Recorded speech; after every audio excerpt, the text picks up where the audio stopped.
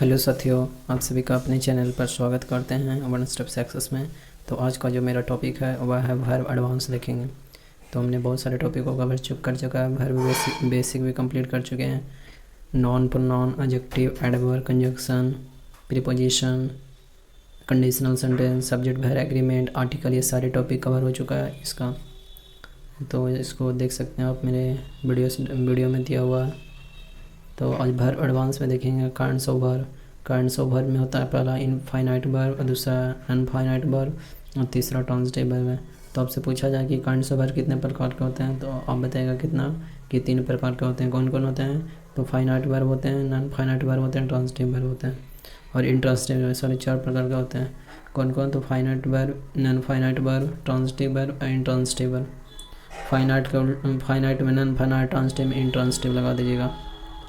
आगे बढ़ते हैं हमारा साथियों। अगला है फाइनाइट वर्ब। फाइनाइट वर्ब किसको बोलते हैं? फाइनाइट वर्ब का एक सब्जेक्ट होता है और ये सब्जेक्ट की संख्या व पर्सन के अनुसार प्रयुक्त होते हैं। क्या है? फाइनाइट वर्ब में एक सब्जेक्ट होता है। फाइनाइट वर्ब से कोई भी सेंटेंस में एक सब्जेक्ट तो होता है, लेकिन इसमें है कि एक सब्जेक्ट होता है और ये जो सब्जेक्ट है कि संख्या एवं पर्सन के अनुसार, और ये सब्जेक्ट की संख्या एवं पर्सन के अनुसार प्रयुक्त होते हैं। कैसे प्रयुक्त होते हैं? यहाँ पर गौर करने वाली बात है कि फाइनाइट वर्ब में एक सब्जेक्ट होता और ये सब्जेक्ट हम प्रयुक्त किए हैं कि जिसकी संख्या एवं पर्सन के अनुसार प्रयुक्त होते हैं। जैसे बोले ही इज़ प्लेइंग तो he is playing, he is playing तो इसके लिए दे आर प्लेइंग। तो क्या सब्जेक्ट की संख्या एवं पर्सन के अनुसार प्रयुक्त होते हैं। आगे बढ़ते हैं साथियों। अगला में नॉन फाइनाइट वर्ब के बारे में जानते हैं कि नॉन फाइनाइट वर्ब किसी पर्सन या संख्या से लिमिटेड नहीं होता। क्या? जैसे नॉन फाइनाइट वर्ब किसी पर्सन या संख्या से लिमिटेड नहीं होता, ये बात ध्यान रखिएगा। जैसे बोले आई लाइक वॉचिंग टेलीविज़न और she want to go abroad, she wants to. तो नॉन फाइनाइट किसी पर्सन, लेकिन फाइनाइट वर्ब क्या था? सब्जेक्ट की संख्या, जो नंबर है उसका संख्या एवं पर्सन कौन सा है उसके अनुसार प्रयुक्त होता है। और नॉन फाइनाइट वर्ब में पर्सन या संख्या से लिमिटेड नहीं होता। अब देखते हैं नॉन फाइनाइट को भी 3 प्रकार से बांटा गया है।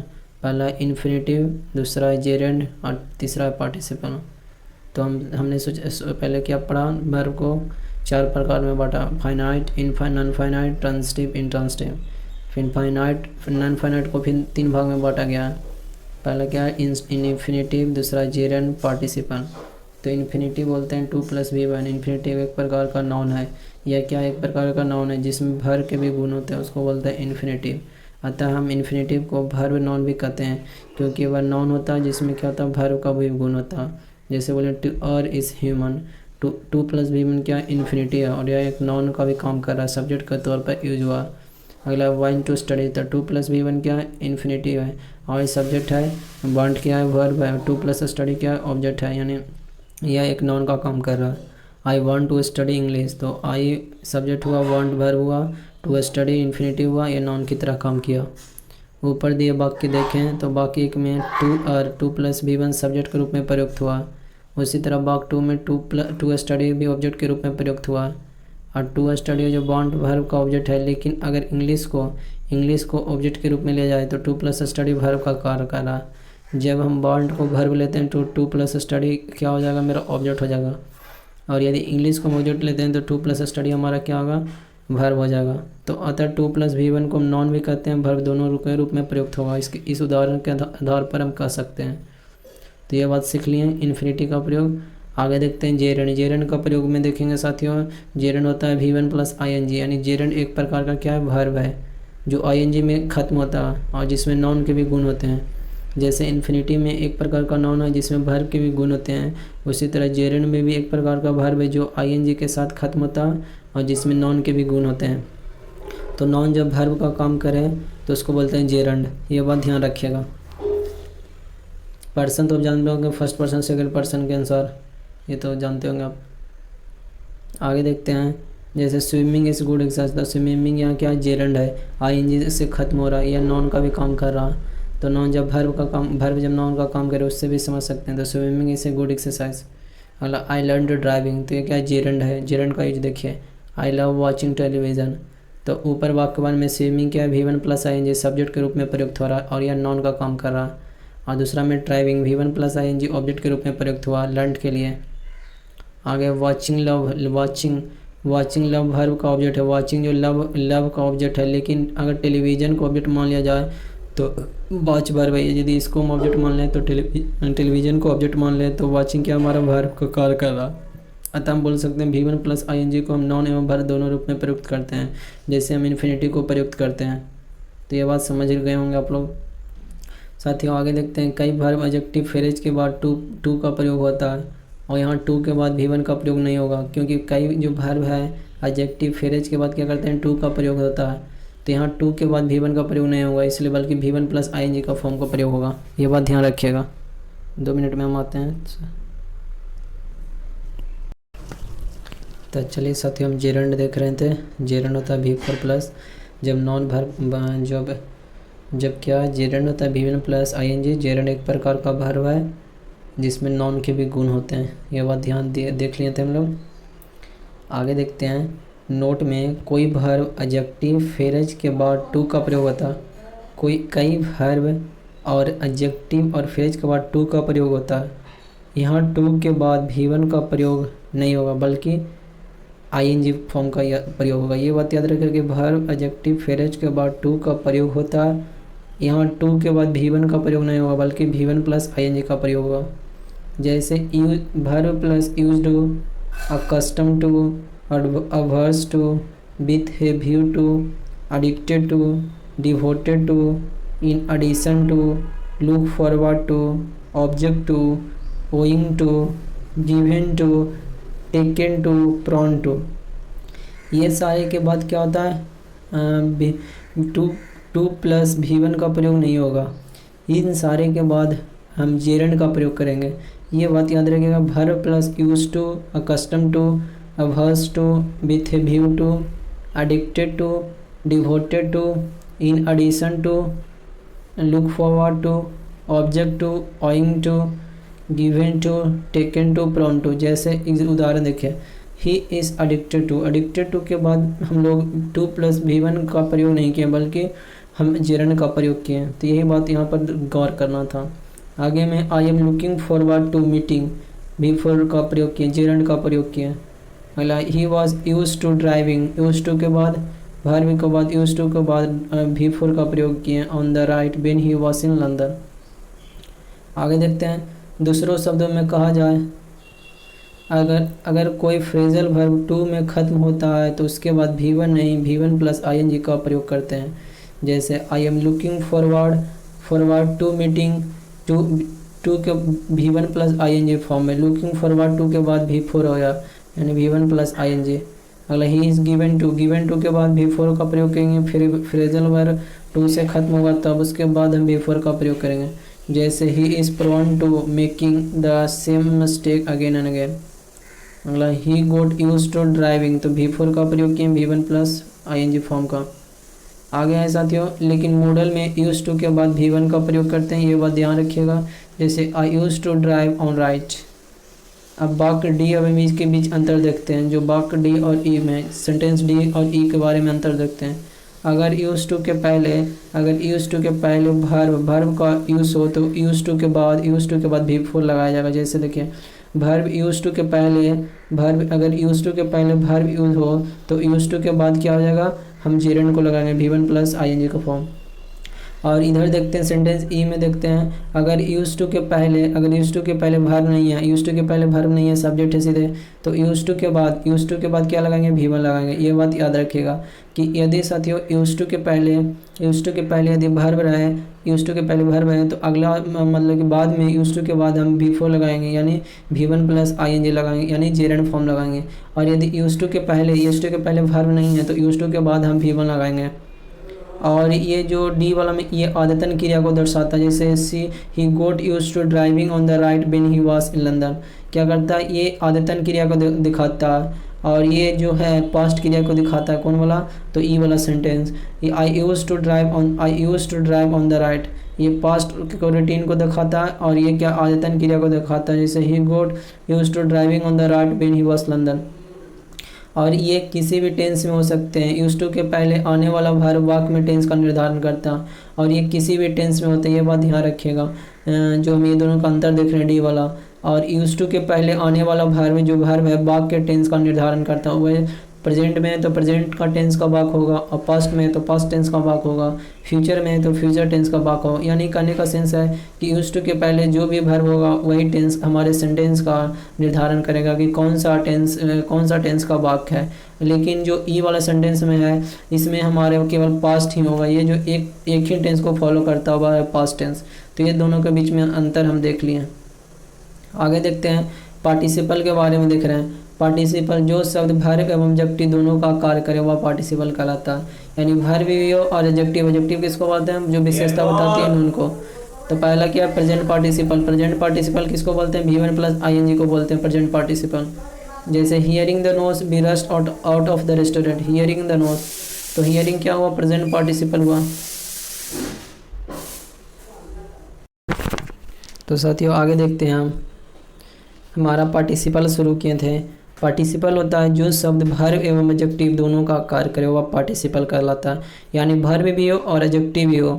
तो पहला है present participle V1 plus ING को बोलते हैं। जैसे यहाँ हुआ hearing the noise be rushed out of the restaurant, मतलब जैसे नॉइस सुना हियरिंग, यानी हियरिंग क्या यहाँ किस तरह यूज हुआ, तो यहाँ प्रेजेंट पार्टिसिपल के तौर पर यूज हुआ। आगे thinking all is well he went to bed. तो साथियों ऊपर दिए गए वाक्यों में V1 प्लस ING का प्रयोग किसी घटना को इनकम्प्लीट या होता हुआ दर्शाने के लिए हो रहा है। जैसे हियरिंग द नोज क्या हुआ, ये V1 प्लस ING का प्रयोग किसी घटना को इनकम्प्लीट या होता हुआ दर्शाने के लिए हो रहा है। जैसे V1 plus ING perfect present participle है। तो thinking all is well he went to well, मतलब कि क्या हुआ, थिंकिंग ऑल इज वेल, सब चीज़ अच्छा हो इसके सोचते हुए वह क्या कहा, बेड पर गया। तो ये क्या हुआ, किसी घटना के इनकम्प्लीट या होता हुआ दर्शाने के लिए यूज करते हैं। ये बात ध्यान रखिएगा। आगे देखते हैं पास्ट पार्टिसिपल में कि पास्ट पार्टिसिपल V3 को बोलते हैं। यानी driven by poverty he committed suicide. और अगला डिसीव्ड, ये क्या पार्टिसिपल है, past participle. By his best friend he was left in the lodge. तो देखिए ऊपर दिए वाक्यों में V3 का प्रयोग किसी घटना को कंप्लीट दर्शाने के लिए किया गया है। कंप्लीट जैसे driven by poverty he completed, तो कंप्लीट क्या करा, कंप्लीट घटना को दर्शा रहा है। लेकिन ऊपर वाले वाक्यों को सुनते हैं तो hearing the noise be rushed all, hearing the noise जैसे ही सुनाई दिया तो क्या हुआ, इनकम्प्लीट घटना को दर्शा रहा है। पता नहीं कि उसको क्या घटना घटे, बस हियरिंग नोज को जैसे ही सुना केवल उस पर be rushed out of the restaurant. और उसी तरह थिंकिंग ऑल इज वेल, सभी बस क्या होता है, इनकम्प्लीट घटना हो रहा है और इसको सोच कर हुए बेड पर गया। यहाँ पर लेकिन क्या driven by poverty he committed suicide. तो यहाँ पर ड्राइवन क्या हुआ, पार्टिसिपल हुआ, और डिसीव्ड क्या हुआ, ये कंप्लीट सेंस दिखा रहा है। Deceived bye his best friend he was left in the lurch, मतलब डिसीव्ड हो गया, चीट पूरा हो गया, तब वह क्या किया, ही लेफ्ट इन द लर्च। तो ये सारे जो पास्ट पार्टिसिपल बता रहा है ये कंप्लीट एक्शन घटना को दर्शा रहा है। आगे देखते हैं परफेक्ट पार्टिसिपल जिसको बोलते हैं हैविंग प्लस V3। तो having done with it they got down to work, having done, तो having rested they started their journey again. तो ऊपर दिए वाक्यों में किसी कार्य के भूतकाल में ही कंप्लीट होता दर्शाया गया। ऐसा करने के लिए हम क्या करते हैं, हैविंग प्लस V3 यानी परफेक्ट पार्टिसिपल का प्रयोग करते हैं। यानी कोई बात किसी कार्य को भूतकाल में ही कंप्लीट होता दर्शाया गया। जैसे having done with it they got down to work. तो जैसे यहाँ जो परफेक्ट पार्टिसिपल प्रेजेंट पार्टिसिपल में क्या होता था, इनकम्प्लीट एक्शन को घटना को दर्शाता था।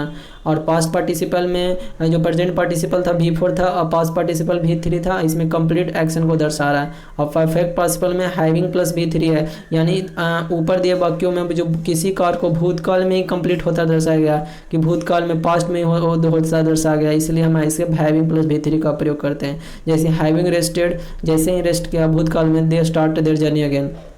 तो having done with it they go down to work. तो ये समझ गए होंगे। आगे बढ़ते हैं ट्रांजिटिव वर्ब की तरफ। तो ट्रांजिटिव वर्ब होता है जब वाक्य में क्रिया के बाद एक कर्म यानी ऑब्जेक्ट की आवश्यकता पड़े तो ट्रांजिटिव वर्ब कराते हैं। यानी जब वाक्य में क्रिया के बाद एक ही कर्म हो, क्रिया के बाद क्या हो, एक ही कर्म हो। तो जैसे आई राइट लेटर, तो आई सब्जेक्ट हुआ, राइट वर्ब हुआ, इज ऑब्जेक्ट हुआ। अगला चिल्ड्रन फ्लाई काइट, तो चिल्ड्रन सब्जेक्ट हुआ, फ्लाई वर्ब हुआ, काइट ऑब्जेक्ट हुआ। तो जब वाक्य में क्रिया के बाद एक कर्म हो, ऑब्जेक्ट की आवश्यकता पड़े तो ट्रांजिटिव वर्ब कहलाता है साथियों। आगे इंट्रांजिटिव वर्ब जब वाक्य में क्रिया के बाद कर्म ऑब्जेक्ट की आवश्यकता नहीं पड़े तो उसको बोलते हैं इंट्रांसिटिव। यानी जब वाक्य में क्रिया के बाद कर्म की आवश्यकता नहीं पड़े, जैसे वर्ड फ्लाई, तो फ्लाई वर्ब के क्रिया के बाद कोई कर्म की आवश्यकता नहीं पड़े, मतलब कि ऑब्जेक्ट की आवश्यकता नहीं पड़े, तो उसको बोलते हैं इंट्रांसिटिव वर्ब। जैसे सी स्लेप्ट, तो सी क्या हुआ, थर्ड पर्सन का प्रोनाउन प्लूरल, थर्ड पर्सन का सिंगुलर प्रोनाउन हुआ, और स्लेप्ट वर्ब हुआ, उसके बाद किसी तरह की ऑब्जेक्ट की आवश्यकता नहीं पड़े। नोट में देखते हैं, अगर वर्ब ट्रांसिटिव होता है तो वर्ब का उल्लेख मात्र से क्या जैसे सवाल उठते हैं। अगर वर्ब ट्रांसिटिव होता है तो जैसे ही किल्ड, तो क्या किल्ड किया, ही किल्ड ए रैबिट। जैसे अगर वर्ब ट्रांसिटिव होता है तो वर्ब के उल्लेख मात्र से क्या जैसे सवाल उठते हैं, क्या जैसे वर्ब को, तो जैसे he killed A rabbit, he killed A rabbit, he killed A rabbit, तो किल्ड क्या हुआ, ट्रांसिटिव वर्ब हुआ। तो जैसे आई हेल्प हिम, तो अगर वर्ब ट्रांसिटिव होता है तो वर्ब का उल्लेख मात्र से क्या जैसे सवाल उठता है, जैसे ही किल्ड, तो क्या किल्ड किया, he killed A rabbit. I helped him, तो आपको ये ध्यान रखना है कि अगर वर्ब ट्रांसिटिव होता है तो वर्ब के उल्लेख मात्र से क्या जैसे सवाल करते हैं, ये बात ध्यान रखिएगा। आगे देखते हैं कॉजेटिव वर्ब। हैव, गेट एवं मेक का प्रयोग कॉजेटिव वर्ब के रूप में किया जाता है। किसको, तो हैव, गेट, मेक को। समानतः कर्ता सब्जेक्ट किसी क्रिया वर्ब को कर्म ऑब्जेक्ट पर करता है। क्या करता है, कर्ता किसी क्रिया के कर्म है यहाँ पर ऑब्जेक्ट पर करता। जैसे ही हेल्प्स द पुअर, तो सब्जेक्ट यहाँ ही हुआ, हेल्प्स वर्ब हुआ, द पुअर क्या हुआ, ऑब्जेक्ट हुआ। लेकिन जब सब्जेक्ट ही वर्ब को एक्सपीरियंस करे, यानी क्रिया का फल कर्म पर ना पढ़कर क्या पढ़े, कर्म पर ना पढ़कर क्या पढ़े, कर्ता पर ही पढ़े, कर्ता पर पढ़े, तो कॉजेटिव वर्ब कहलाता। जैसे क्या बोलते हैं कि जब सब्जेक्ट ही वर्ब को एक्सपीरियंस करे, यानी क्रिया का फल कर्म पर ना पढ़कर क्या पढ़े, कर्ता पर पढ़े, तब हम इसको कॉजेटिव वर्ब बोलते हैं। तो यहाँ पर ही गोट कॉट, तो यहाँ पर क्या हुआ, सब्जेक्ट पर ही, कर्ता पर ही क्रिया का प्रभाव पड़ रहा है, इसलिए हम इसको कॉजेटिव वर्ब बोलते हैं। और लेकिन जनरल वर्ब में क्या होता है, वर्ब का प्रभाव कर्म पर पड़ता है। अगला, the environment gets polluted due to our ignorance. The environment get pollution, तो एनवायरनमेंट क्या पॉल्यूटेड हो गया, तो वर्ब का प्रभाव किस पर पड़ा, कर्ता पर पड़ा, तो इसको कॉजेटिव वर्ब बोलते हैं। आगे देखते हैं, कई बार वाक्य से तात्पर्य निकलता है कि कर्ता किसी कार्य को करता नहीं बल्कि कराता है, यानी सब्जेक्ट S1 कार्य करने वाला एवं S2 कार्य कराने वाला प्रत्यक्ष अथवा अप्रत्यक्ष रूप में मौजूद होते हैं। जैसे बोले I made him do the whole work, तो आई मेड क्या हुआ, मेक अकॉर्डिंग टू टेंस के अनुसार हुआ, him do the whole work, तो आई क्या हुआ, S2 हुआ, कार्य कराने वाला हुआ, मेड हिम क्या हुआ, S1 कार्य करने वाला, him do the whole work, do क्या हुआ, वर्ब हुआ, और होल वर्क क्या हुआ, ऑब्जेक्ट हुआ। तो इससे क्या पता चला कि जब कर्ता किसी कार्य को करता नहीं है बल्कि कराता है, यानी यहाँ S1 कार्य करने वाला हुआ और S2 क्या हुआ, कार्य कराने वाला, S1 कार्य करने वाला हुआ। जैसे बी क्या हुआ, प्लूरल हुआ, फर्स्ट पर्सन प्रोनाउन का, गोट हुआ past tense, him arrested by the police, तो बी क्या हुआ, कार्य कराने वाला, बी गोट हिम क्या हुआ, ऑब्जेक्टिव केस हुआ का, अरेस्टेड बाय द पुलिस। अगला, हैव द बॉक्स ओपन, तो बॉक्स क्या ऑब्जेक्ट केस है, ओपन क्या है, V3 है, हैव क्या अकॉर्डिंग टू टेंस है। आगे है be have to make the system work, तो बी क्या हुआ, सब्जेक्ट हुआ, हैव टू मेक क्या हुआ, अकॉर्डिंग टू टेंस के अनुसार, S1 the system, be have to make the system work. तो आई यहाँ पर देखिए अगला क्वेश्चन है, I can not get your work done by him, तो आई क्या हुआ, S2 हुआ, S2 कार्य करने वाला हुआ, आई can not get your work, आपका वर्क डन बाय हिम, तो हिम क्या हुआ, सब्जेक्ट हुआ जो कार्य कर रहा है, तो यहाँ पर क्या हुआ, ये कॉजेटिव वर्ब कहलाता है। तो जैसे देखिए नोट में मेक, हैव एवं गेट के प्रयोग के बीच में अब अंतर देखते हैं। जैसे गेट हैव के प्रयोग के बाद S1 का उल्लेख बाई प्लस S1 के फॉर्म में होता है, गेट और हैव का प्रयोग, लेकिन पैसिव वॉइस के तरह ही S1 का प्रयोग किया भी जा सकता और नहीं भी। जैसे मेक के बाद S1 का प्रयोग करना आवश्यक है, ठीक है, और गेट हैव के बाद V3 का प्रयोग होता है और मेक के बाद V1 का प्रयोग होता है। ये बात ध्यान रखिएगा कि मेक के बाद S1 का प्रयोग करना क्या होता है, आवश्यक होता है, और मेक के बाद V1 का प्रयोग होता है। वाक्य में जैसे देखिए, वाक्य में गेट या हैव एवं मेक टेंस के अनुसार परिवर्तन होते हैं। और वर्ब का प्रयोग विभिन्न पैटर्न में हो सकता है। नीचे दिए गए पैटर्न को हम देखते हैं साथियों। जैसे सब्जेक्ट प्लस वर्ब, ये वर्ब का प्रयोग का सबसे साधारण पैटर्न है, क्योंकि जब सेंटेंस में एक सब्जेक्ट हो जाएगा वर्ब हो जाएगा। तो ऐसे सेंटेंस फॉर्मेशन में क्या करते हैं, सब्जेक्ट के बाद अकर्मक क्रिया जिसको इंट्रांसिटिव वर्ब बोलते हैं, जिसमें कोई कर्म की आवश्यकता नहीं पड़ेगा, का प्रयोग होता है। तो वाक्य का अर्थ किसी कर्म ऑब्जेक्ट के बिना भी स्पष्ट होता है। ये सेंटेंस पैटर्न को पैसिव वॉइस में परिवर्तन नहीं किया जाता है। कहने का तात्पर्य कि जो इंट्रांसिटिव वर्ब है जिसमें बिना कर्म का ही कोई कार्य किया जा रहा है, तो इंट्रांसिटिव वर्ब कहलाता है। इसको पैसिव वॉइस में परिवर्तन नहीं किया जाता है। आगे देखते हैं, जैसे बोले बर्ड फ्लाई, तो बर्ड्स क्या हुआ, सब्जेक्ट हुआ, वर्ब फ्लाई हुआ, लेकिन ऑब्जेक्ट यहाँ नहीं हुआ, कर्म नहीं हुआ। द मून इज शाइनिंग, तो मून फिर भी वाक्य हो रहा है, मतलब कि कार्य हो रहा है, तो मून इज शाइनिंग। अगला द बेबी इज स्लीपिंग, तो बेबी इज स्लीपिंग, ये क्या हुआ, वर्ब हुआ। अगला आई वॉज गोइंग, तो ये यहाँ पर, लेकिन इसको हम पैसिव नहीं बना सकते हैं। आगे पैटर्न दो में देखते हैं, subject plus verb plus subject complement. ऐसे सेंटेंस फॉर्म में कम्प्लीमेंट में या तो नॉन होता है या प्रनॉन होता है या फिर एडजेक्टिव होता है। सेंटेंस पैटर्न में भी पैसिव वॉइस में परिवर्तन नहीं किया जाता सेंटेंस पैटर्न को भी। जैसे दिस इज ए पेन, तो दिस क्या हुआ, प्रोनाउन हुआ, डेमोन्स्ट्रेटिव प्रोनाउन। इज क्या हुआ, हेल्पिंग वर्ब हुआ, ये पेन हुआ, सब्जेक्ट का कम्प्लीमेंट हुआ। उसी तरह ईट क्या हुआ, तो थर्ड पर्सन का प्रोनाउन हुआ। इज हेल्पिंग वर्ब हुआ, आई क्या हुआ, सब्जेक्ट का कम्प्लीमेंट हुआ। यानी subject plus verb plus subject का कम्प्लीमेंट। जैसे ही क्या हुआ, तो थर्ड पर्सन का प्रोनाउन हुआ। और लुक्स और हैप्पी, तो आगे में वही है फादर, मतलब कि सब्जेक्ट वर्ब और सब्जेक्ट का कम्प्लीमेंट से इसको दिखाने का कार्य कर रही है।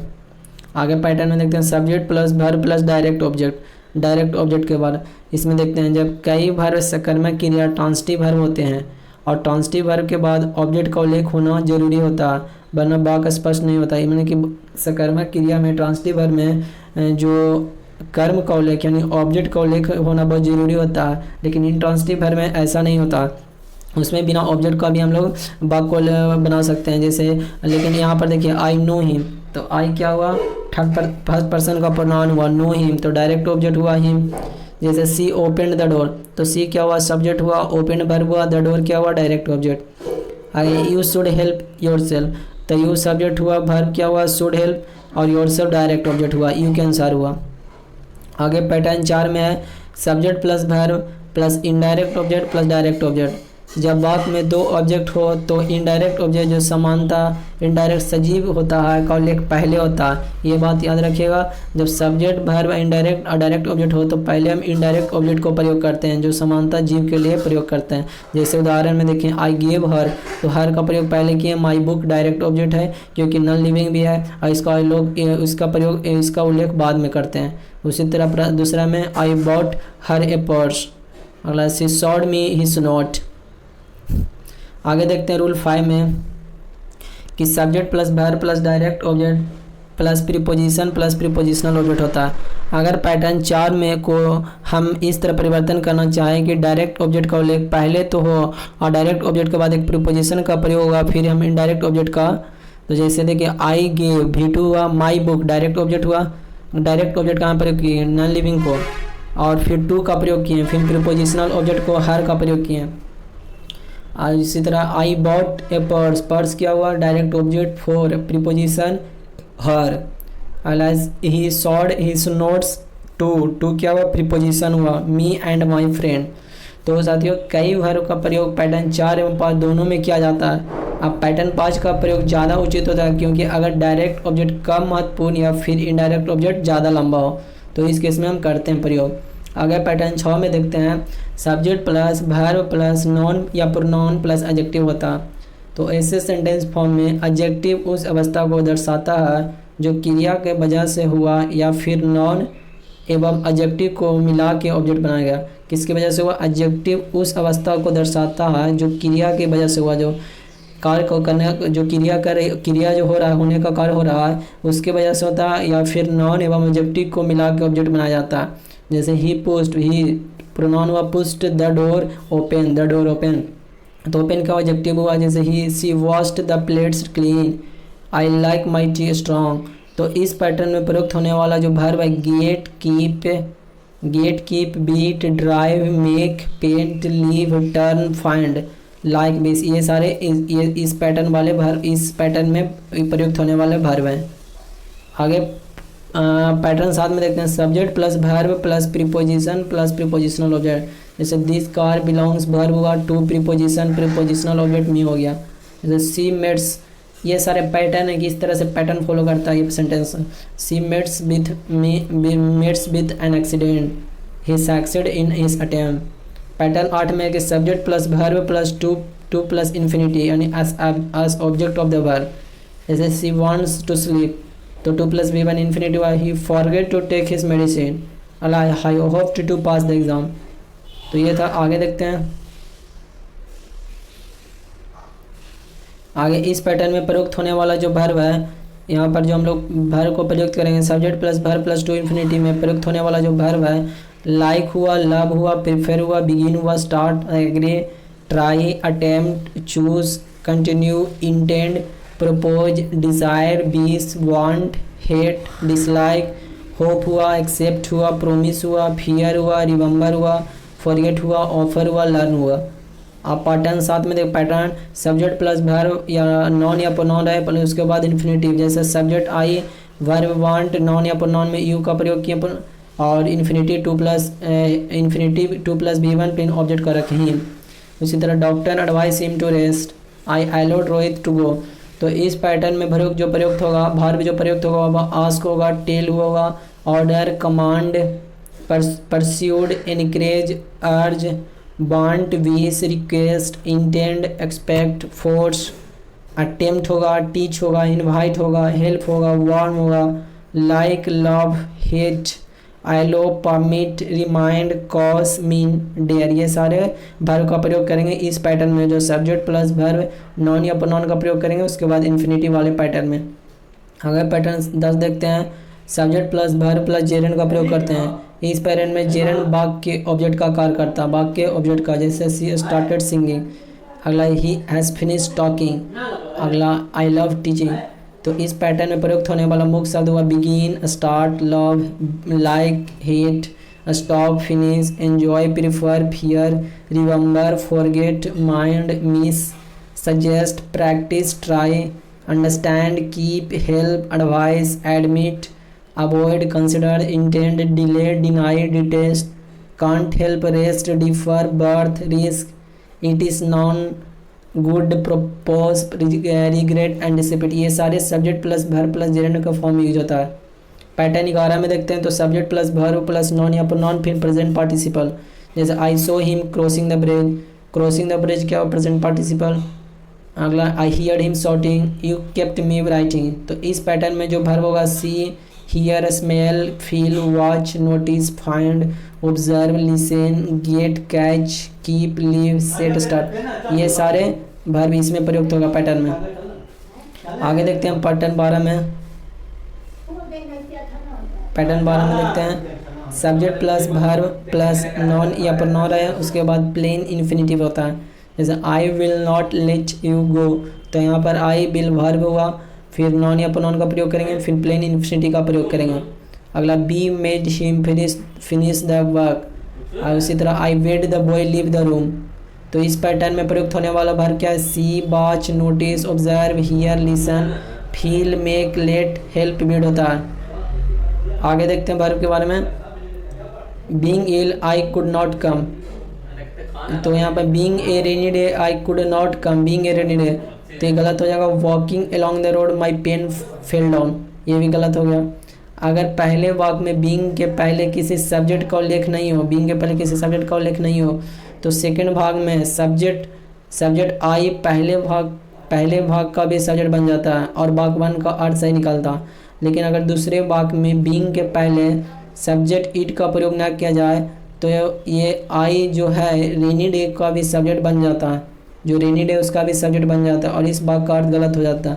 यानी it being a rainy day, it being a rainy day हो जाएगा का प्रयोग करेंगे। अगला इसी तरह तीसरे वाक्य में भी वॉकिंग के लिए उपयुक्त सब्जेक्ट, जो वॉकिंग के लिए उपयुक्त सब्जेक्ट का प्रयोग करें, अन्यथा माई पेन क्या होगा, पहले वाक्य का सब्जेक्ट बन जाएगा। अतः while I was walking along the road का प्रयोग करेंगे। आगे देखते हैं, the girl watch intently as the model applied her makeup with a practised and.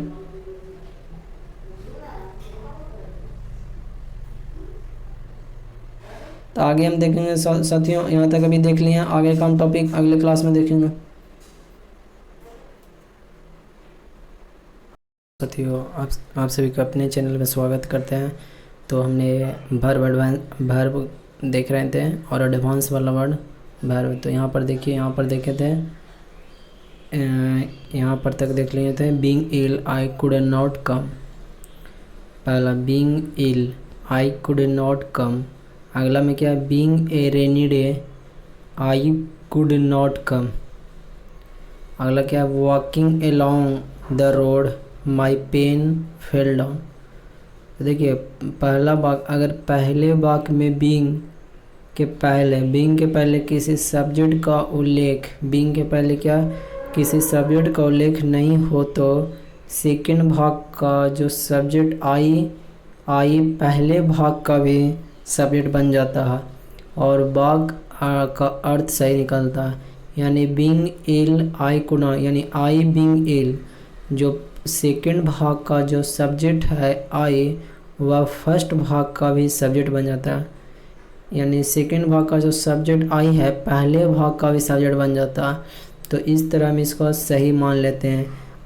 Being ill I could not come, यानी करने का सेंस है कि आई बीइंग इल, मैं खुद इल था इसलिए मैं नहीं आया। लेकिन दूसरे वाक्य में बीइंग BEING, बीइंग के पहले सब्जेक्ट इट का प्रयोग न किया जाए तो यदि इसमें बीइंग के पहले सब्जेक्ट इट का प्रयोग न किया जाए तो आई रेनी डे का भी सब्जेक्ट बन जाता है। जो आई है वह क्या है, रेनी डे का भी सब्जेक्ट बन जाता है और इस वाक्य का अर्थ गलत होता है कि दूसरा वाक्य में बीइंग ए रेनी डे होते हुए आई कुड नॉट कम। तो दूसरे वाक्य में बीइंग जो है कि पहले सब्जेक्ट ईट का प्रयोग न किया जाए तो क्या होगा, तो आई जो है रेनी डे का भी सब्जेक्ट बन जाता और इससे वाक्य का अर्थ गलत हो जाता है। अतः हम यहाँ पर लिखेंगे it being a rainy day का प्रयोग करेंगे। क्या करेंगे, it being a rainy day का प्रयोग करेंगे। आगे में है walking along the road my pen fell down. तो इसी तरह तीसरे वाक्य में भी क्या है कि वॉकिंग के लिए उपयुक्त सब्जेक्ट का प्रयोग करें, वॉकिंग के लिए उपयुक्त सब्जेक्ट का प्रयोग करें, अन्यथा क्या होगा कि माई पेन पहले भाग का सब्जेक्ट बन जाएगा। Walking along the road, road के किनारे, तो माई पेन फेल डाउन। तो माई पेन है जो माई पेन का भी सब्जेक्ट बन जाएगा। तो इस तरह मतलब कि भाग में जो वॉकिंग है का प्रयोग सब्जेक्ट का प्रयोग करेंगे, अन्यथा माई पेन पहले भाग का भी सब्जेक्ट बन जाएगा। इसलिए इसका सब्जेक्ट कौन होगा इसलिए नहीं पता चल पाएगा, इसलिए वहाँ पर वाइल आई वॉज लिखेंगे, while I was walking along the road. आगे देखते हैं, the girl watch intently as the model applied her makeup with a practised hand. तो यहाँ पर गलत है, देखिए किसी क्रिया वर्ब का प्रयोग विशेषण एडजेक्टिव के रूप में किसी नॉन की विशेषता बताने के लिए किया जाता है। तो क्रिया थर्ड फॉर्म में होना चाहिए। क्या बोल रहे हैं कि किसी क्रिया वर्ब का प्रयोग विशेषण एडजेक्टिव के रूप में किसी नॉन की विशेषता बताने के लिए किया जाता है। तो क्रिया थर्ड फॉर्म में होनी चाहिए, अतः प्रैक्टिस वर्ब फॉर्म का प्रयोग करेंगे, इसलिए प्रैक्टिस नॉन का प्रयोग नहीं करेंगे, प्रैक्टिस वर्ब फॉर्म का प्रयोग करेंगे। उदाहरण के तौर पर spoken English spoken, revised edition, written document. तो प्रयुक्त उदाहरण में इंग्लिश एडिशन डॉक्यूमेंट संज्ञा नॉन है और जिनकी विशेषता बताने के लिए वर्ब का प्रयोग कर रहे हैं, अतः V3 का फॉर्म होना चाहिए। लेकिन अगर क्रिया वर्ब को जारी कंटिन्यूअस अवस्था को दर्शाए तो ING फॉर्म का होता है। जब कंटिन्यूअस अवस्था को दर्शाए, जैसे राइसिंग प्राइस नॉन हुआ, राइसिंग क्या हुआ, एडजेक्टिव, ये क्वालिफाई कर रहा है वर्ब हुआ, तो ये क्या हुआ, कंटिन्यूअस अवस्था को दर्शा रहा है। उसी तरह डेवलपिंग कंट्री नॉन हुआ, डेवलपिंग क्या हो रहा है, ING फॉर्म हुआ, तो ये कंटिन्यूअस एक्शन को अवस्था को दर्शा रहा है। स्ट्रीमिंग का पफ ट्री, ये सारे आगे है। अगर क्रिया का प्रयोग नॉन फॉर्म में किया जाए तो उसे ING form gerund 2 + V1 form, अगर क्रिया का प्रयोग नॉन फॉर्म में किया जाए तो उसे आईएनजी फॉर्म जिसको जेरन बोलते हैं और 2+B1 फॉर्म जिसको इन्फिनिटी में होना चाहिए। क्रिया का जब प्रयोग नॉन फॉर्म में हो तो उसको जेरन फॉर्म में यूज होना चाहिए। जैसे स्मोकिंग क्या है, ये जब जेरन नॉन फॉर्म में है, स्मोकिंग आईएनजी फॉर्म में जेरन की तरह यूज होगा। आगे है swimming is a good exercise, तो स्विमिंग क्या है, जेरन की तरह यूज हुआ। इसका सब्जेक्ट के तौर पर भी यूज कर सकते हैं क्योंकि नॉन की तरह काम करता है। अला टू आर इज ह्यूमन, तो ये भी सब्जेक्ट के तौर पर यूज हुआ। अगला पॉइंट है क्रिया कैसे हुआ, ये एडवर्ब ऑफ मैनर बताता है, यानी एडवर्ब ऑफ मैनर समानता एलवाई से खत्म होता है। जैसे आई वर्क ऑनेस्टली, तो कैसे काम हुआ, तो ऑनेस्टली हुआ। तो ऑनेस्टली वर्ब्स क्या हुआ, वर्ब हुआ, और ऑनेस्टली क्या हुआ, एडवर्ब हुआ, यानी वर्ब को विशेषता बता रहा है ऑनेस्टली। उसी तरह ही टॉक पोलाइटली, तो टॉक वर्ब हुआ, पोलाइटली एडवर्ब हुआ। तो टॉक की विशेषता कौन बता रहा है, पोलाइटली बता रहा है। आगे देखते हैं, अगर वर्ब हमारी पांचों इंद्रियों से संबंधित हो तो इसके बाद एडवर्ब नहीं एडजेक्टिव का प्रयोग करते हैं। पांचों इंद्रियों से जब संबंधित हो उसके बाद वर्ब के बाद तो हम एडवर्ब नहीं एडजेक्टिव का प्रयोग करते हैं, यानी ही लुक्स ऑनेस्ट, तो लुक्स वर्ब है तो उसके बाद हम ऑनेस्ट एडजेक्टिव का प्रयोग करें, ऑनेस्टली का प्रयोग नहीं करेंगे क्योंकि लुक्स हमारे पांच इंद्रियों से संबंधित है। अगला ही साउंड पोलाइट, तो साउंड क्या है, वर्ब है, और साउंड वर्ब है जो हमारी इंद्रियों से संबंधित है, इसलिए हम उसके बाद जो वर्ब जैसे वर्ब की विशेषता बताने के लिए एडवर्ब का समानता प्रयोग करते हैं। लेकिन इस केस में जब हमारी इंद्रियों से संबंधित है तो उस केस में हम एडजेक्टिव का प्रयोग करेंगे।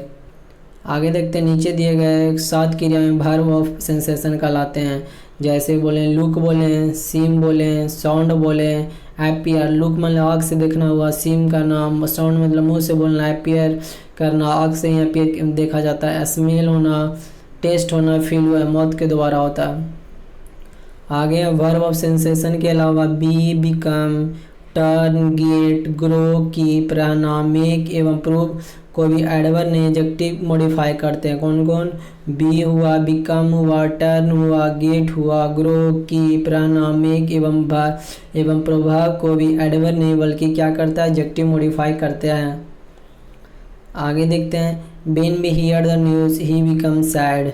व्हेन वी हियर द, तो बिकम को कौन एडजेक्टिव, क्योंकि बिकम वर्ब है लेकिन इसको कौन क्वालिफाई करेगा, एडजेक्टिव करेगा। उसी तरह be adapt to the environment, तो be adapt ourself to the environment होगा। तो यहाँ पर क्या होगा, adapt ourself to the environment. Adapt के जैसे कुछ ऐसे वर्ब होते हैं जिनके बाद हम रिफ्लेक्सिव प्रोनाउन का आना जरूरी होता है। जैसे में वही अडेप्ट में और है एक्यूट, यानी to do better than expected, acquit. Absent, avail, reconcile मतलब होता है to accept a situation reluctantly. Amuse हुआ, रिजाइन हुआ, अवेंज हुआ, एन्जॉय, एक्सर्ट, अप्लाई मतलब to work hard on something, adapt, adjust, pride. ये सारे के बाद रिफ्लेक्सिव प्रोनाउन का आना जरूरी है। जैसा उदाहरण देखिए, द ऑफिसर एक्यूटेड, तो एक्यूटेड मतलब होता है to do better than expected, जो हमने आशा किया था उससे अच्छा करने के लिए। तो एक्यूटेड के बाद हम आगे लगाएं क्या, रिफ्लेक्सिव प्रोनाउन देमसेल्फ का प्रयोग किए हैं। अगला वाला में क्या है, she has reconciled herself to the demand of her new in-law, तो she has reconcile मतलब होता है to accept a situation in reluctantly। तो reconcile के बाद हम क्या बनाए, आगे रिफ्लेक्सिव प्रोनाउन herself का यूज़ किए हैं। उसी तरह द स्टूडेंट एक्सर्ट के बाद क्या होता है, यहाँ पर सारे वर्ड उसी से एक्सर्ट हुआ, अप्लाई हुआ, उसके बाद हम देमसेल्फ का प्रयोग किए यानी रिफ्लेक्सिव प्रोनाउन का प्रयोग किए। तो मेन जो जड़ यही है कि इसको याद रखें, acquit, absent, avail, reconcile, amuse, resign, avenge, enjoy, exert, apply, adjust, adapt, pride. ये सारे के बाद रिफ्लेक्सिव प्रोनाउन का यूज करते हैं। नोट में देखते हैं, they enjoy the party, reflexive pronoun की जरूरत नहीं होगी। एंजॉय ड्यूरिंग फाइव के एक्शन, देमसेल्फ का प्रयोग एंजॉय के बाद नहीं होगा, क्योंकि अगर एंजॉय के बाद ऑब्जेक्ट का उल्लेख हो तो रिफ्लेक्सिव प्रोनाउन ना लगाएं।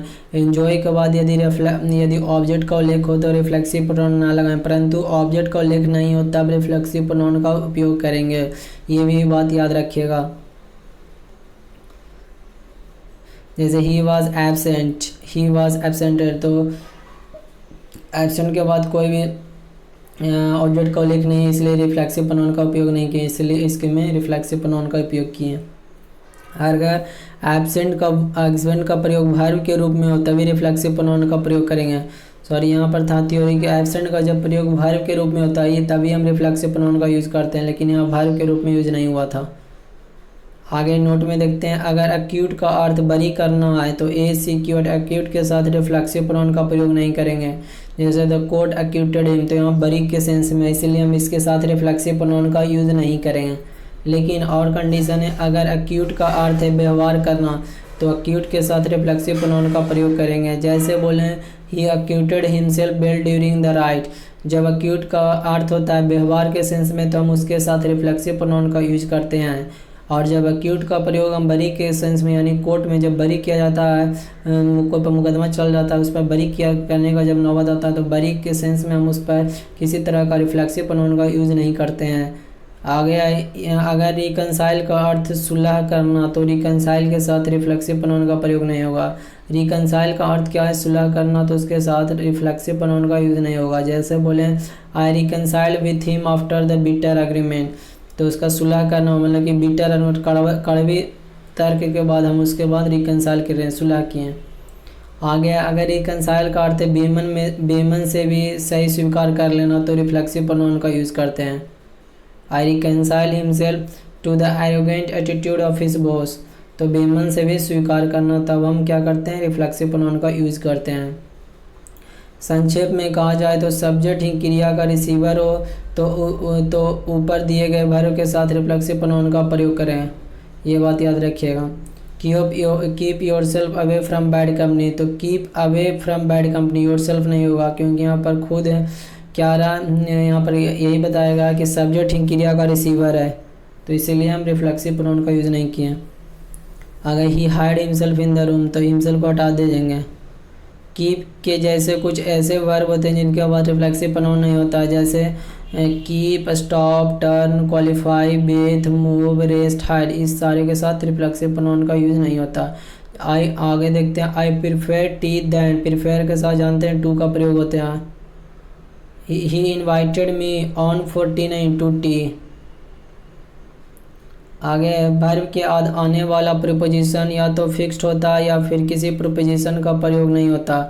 वर्ब के बाद आने वाला प्रीपोजिशन हिंदी ट्रांसलेशन के अनुसार नहीं होना चाहिए। प्रीपोजिशन को देखें, जैसे the poor people had no bed to sleep in, he had no pen to write with, do you have a chair to sit on, ये सारे प्रीफिक्स प्रीपोजिशन हुआ। Sit on, write with, sleep in, write with, deep, seat on, क्या होता है? Sleep in, write with, seat on. जब किसी noun, bed, pen इत्यादि में कोई infinitive to plus V one, sleep या टू राइट इत्यादि क्वालिफाई करे तो इन्फिनिटी के बाद प्रीपोजिशन इन विथ इत्यादि का प्रयोग करते हैं। जैसे I have never and will never cheat you, तो I have never cheated and will never cheat, तो नेवर चीट हो जाएगा। जब किसी नॉन, बेड, पेन इत्यादि को कोई infinitive to, sleep, to plus write qualify करे तो इन्फिनिटी के बाद प्रीपोजिशन लगता है। और जैसे नथिंग हैज़ और will be more tragic than his demise, तो गलत हो गया। नथिंग हैज़ बीन हो जाएगा हैज़ बीन, और will be more tragic than his demise. आगे देखते हैं, अगर एक वाक्य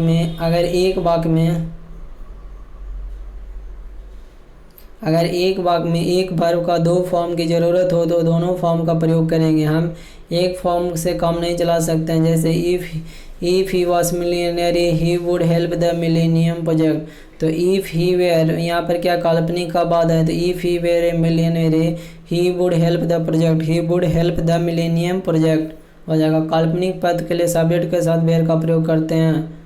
अगला लॉन्ग लिव द किंग, तो लिव क्या प्लूरल वर्ब हुआ और किंग क्या सिंगुलर वर्ब। तो ऑप्टेटिव वाक्यों में सिंगुलर सब्जेक्ट के साथ प्लूरल वर्ब का प्रयोग होता है। ऑप्टेटिव सेंटेंस में सिंगुलर सब्जेक्ट के साथ प्लूरल वर्ब का प्रयोग होता है। आगे ऐसे कई वर्ब हैं जिनके पहले आर्टिकल का प्रयोग करके उसे नॉन के रूप में दिया जाता है। जैसे he is walking, he is going for a walk, non हुआ। ही राइड्स ए हॉर्स, राइड्स यहाँ वर्ब है लेकिन यहाँ पर देखिए राइड नाउन है, ही वेंट फॉर राइड, तो हम उसको नाउन के फॉर्म में भी यूज करते हैं आर्टिकल का प्रयोग करके। आप अगर अलग अलग वर्ब के साथ अलग अलग प्रीपोजिशन की ज़रूरत पड़े तो सभी प्रीपोजिशन का प्रयोग करेंगे। जैसे amphibious can live on land and in water, तो अलग अलग प्रीपोजिशन का ज़रूरत पड़ा तो हम उसके लिए अलग प्रीपोजिशन का प्रयोग करेंगे। जैसे he was acquitted of and absolve from all the charges of corruption, acquitted of and absolve from. अगर I am having a car तो आई हैव ए कार हो जाएगा, क्योंकि कुछ ऐसे वर्ब होते हैं जिनका प्रयोग संबंध आईएनजी फॉर्म में नहीं होता है, हैव का जो। और ऐसे वर्ब की सूची देखते हैं जिसको वर्ब ऑफ परसेप्शन कहते हैं, जैसे आईएनजी फॉर्म में नहीं होता। See, taste, smell, hear, prefer, place, notice, recognise. कौन कौन हुआ? तो सी हुआ, टेस्ट हुआ, स्मेल हुआ, हियर हुआ, प्रिफर हुआ, प्लीज हुआ, नोटिस हुआ, रिकॉग्नाइज। अब वर्ब ऑफ थिंकिंग में कौन है? थिंक हुआ, नो हुआ, मीन हुआ, माइंड हुआ, रिमेंबर हुआ, सपोज हुआ। कौन हुआ साथियों? Think, know, mean, mind, remember, suppose. अब वर्ब ऑफ शोइंग पोसेशन में own, have, belong, comprise, possesses, contain, consist, ये सारे वर्ब ऑफ शोइंग पोसेशन दिखाता है। अब वर्ब एक्सप्रेसिंग फीलिंग और स्टेट ऑफ माइंड कौन कौन है? तो बिलीव हुआ, लाइक हुआ, डिसलाइक हुआ, लव हुआ, अडोर हुआ, want, wish, desire, hate, agree, trust, imagine, ये सारे एक्सप्रेसिंग फीलिंग और स्टेट ऑफ माइंड को दिखाता है। और वर्ब इन जनरल में कौन हुआ? Look, seem, appear, fact, resemble, cost, require, become, hope, refuse.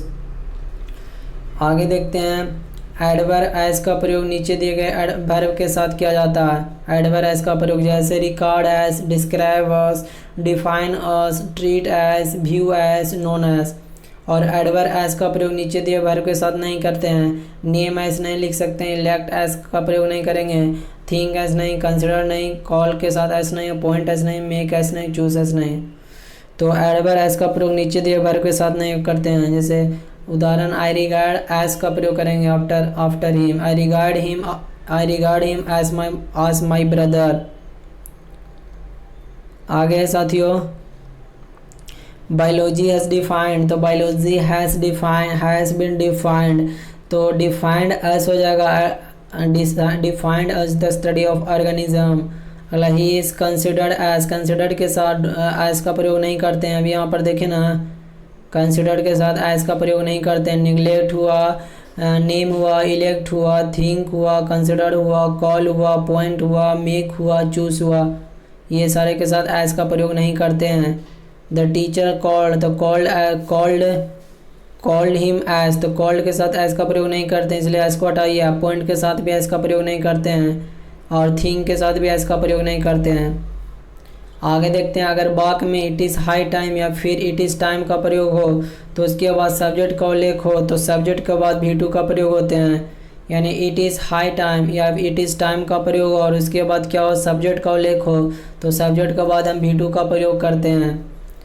कई नाउन का प्रयोग निश्चित वर्ब के साथ किया जाता है, जैसे have lunch etcetera, have lunch etcetera, take an exam, make a demand, a good time, a shower, a dream, a conversation, advantage, an advantage, an action, risk, your time. तो कई नॉन के साथ प्रयोग एक निश्चित वर्ग के साथ किया जाता है। Good time, a shower, a dream, a conversation, a gesture, a noise, a promise, a request, a mistake. आन उदाहरण में लॉन्च किया जाता है स्कीम को, रेंडर किया जाता है हेल्प को, इम्पार्ट किया जाता है एजुकेशन को। तो ये सारे फिक्स्ड था। आगे साथियों टू के बाद भी वन का प्रयोग होता है, परंतु अन सभी प्रीपोजिशन के बाद वर्ब का प्रयोग होता है। तो वर्ब आई भी प्लस आईएनजी फॉर्म में होना चाहिए। जैसे he was afraid to do anything against the war, तो टू के बाद भी वन का प्रयोग होता है। लेकिन अन सभी प्रीपोजिशन के बाद अगर वर्ब का प्रयोग होता है तो भी आईएनजी फॉर्म का प्रयोग करेंगे। तो ये था मेरा आज का हमारा टॉपिक जो हमारा वर्ब एडवांस का था। हम इसका स्पॉटिंग एरर अगले क्लास में देखेंगे। तो वीडियो अच्छा लगा तो चैनल को सब्सक्राइब कर लें।